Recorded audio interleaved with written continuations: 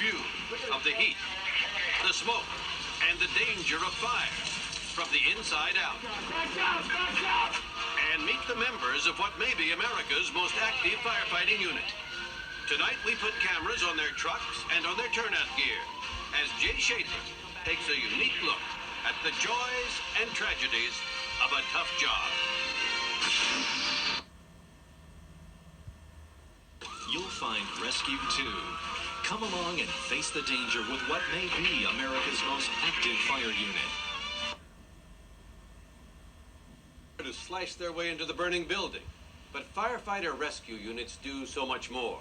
From car accidents to plane crashes to pulling other firefighters to safety. Wherever there's a life to save, they're on the job. And members of a New York City rescue unit were among the first to reach into the rubble of Oklahoma City and at the World Trade Center bombing. And over the last 4 months, they've given prime time extraordinary access. And tonight, correspondent Jay Shadler rides with them to the rescue.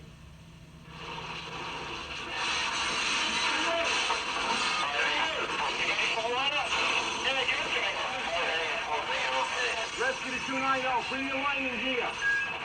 The greatest danger that we have is to allow the fire to get too far ahead of us where we can no longer control it. Now it's controlling us.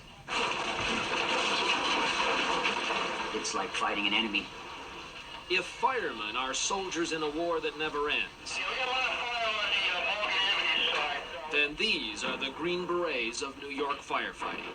No matter how hot it is, no matter how black it is, no matter how bad it is, they bounce back.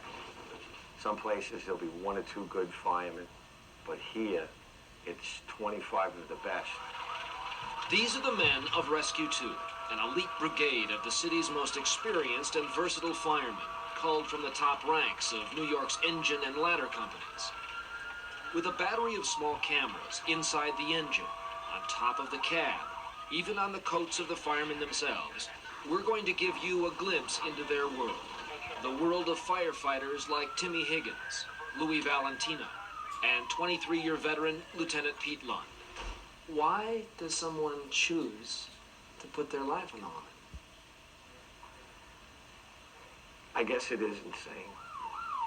Rescue 2 may be the busiest firefighting company in the world. Last year alone, the bell rang at their century-old firehouse more than 3,000 times. And 3,000 times, this 5-ton toolbox they call a fire engine rolled into the streets of Brooklyn with a 6-man rescue team on board. Immediately, the adrenaline rush starts. The whole thing is set in motion. We're all listening to the radio, trying to hear what we're going into. Is it a fire? Is it a special job? You're trying to come up with some sort of a game plan before you get there. It's after midnight. Rescue 2 responds to a 2-alarm house fire. One of our cameras, strapped to a fireman's turnout coat, captures the first furious moments as the company fights its way into the fire to help a fellow firefighter in trouble. Back out! Be careful, guys! Come on, help up!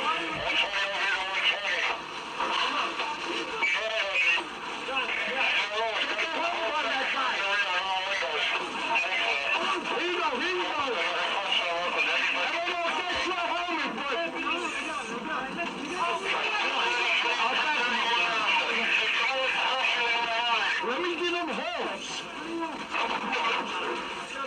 Okay, help this guy out, all right? Come on. Come on out, brother. He's okay. With the firemen safe, Rescue 2 pulls back. For the next hour, they'll stay here to help contain the blaze. But later that same day, it all begins again. Hey, Tim, what do we got here, basically? What do you know? Sounds like they got road freight. Fire on the first floor of road freight.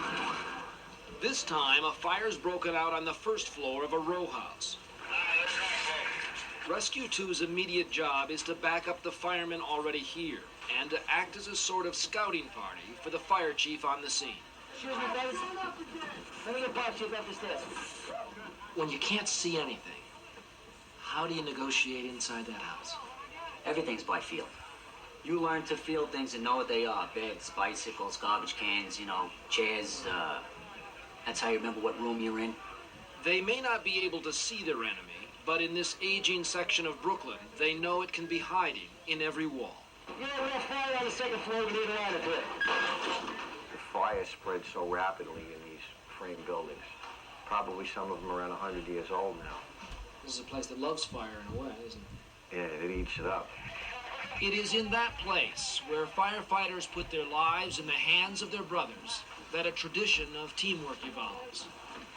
You're brought up as an apprentice, and you learn from the older guys, and you see a tremendous amount of dedication and love for the job, and it kind of just rubs off. After a while, you become part of that. That bond is forged in smoke and fire. In moments like this, when Rescue 2 helped bring a fellow firefighter to safety after he fell to carbon monoxide fumes. And at times like these, when lives are threatened and firefighters are there to answer their highest calling. What is that like, to save a life? I can go back to the first rescue I made in 1982. It felt like I was carrying my own son. Tonight, Pete Lund and Rescue 2 are part of a return engagement at that same Brooklyn row house fire they helped put out just a half hour ago. But through rekindling or the work of an arsonist, the fire is raging again and threatening the apartments next door. We're in the apartment right next to where the fire is. If you come in here, bring the camera out through here, you're going to be able to see. That's the second story where Tim was just a few minutes ago. That sound you hear is the saw. They're trying to vent the roof. The first building is already a loss. We want you out. Nice. Now the objective is to keep the blaze from moving into the ceiling area that joins the other occupied buildings. Timmy Higgins works in a rain of fire. Get that line up here, buddy. Once fire gets up into that area, it spreads horizontally. So what Timmy was doing was pulling the entire ceiling down and exposing that so that we could get in there with our hand lines and drive it back towards that vacant building. The strategy works. The fire dies. I reached Timmy Higgins for a street-side post-mortem. Tell me about that. Ah, they probably torched the joint again after everybody left. That happens down here, you know. Doesn't that just madden you that you have to go back there for a fire like that? It was completely set, obviously, and potentially at the risk of your own lives. If you start getting mad at all the reasons why people set fires, you'd really be getting annoyed all the time, you know?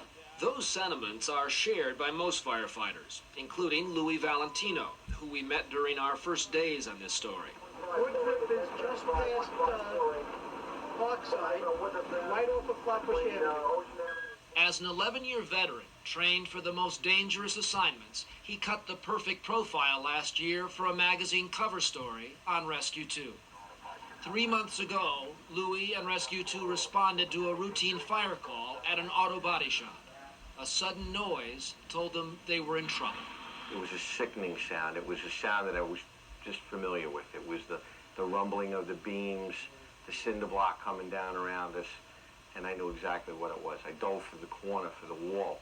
A steel beam had given way, and the firemen of Rescue 2 were suddenly searching for one of their own. When Pete found fellow firefighter Terry Coyle, he knew the news was not good. Terry looked at me and said, "It's Louis."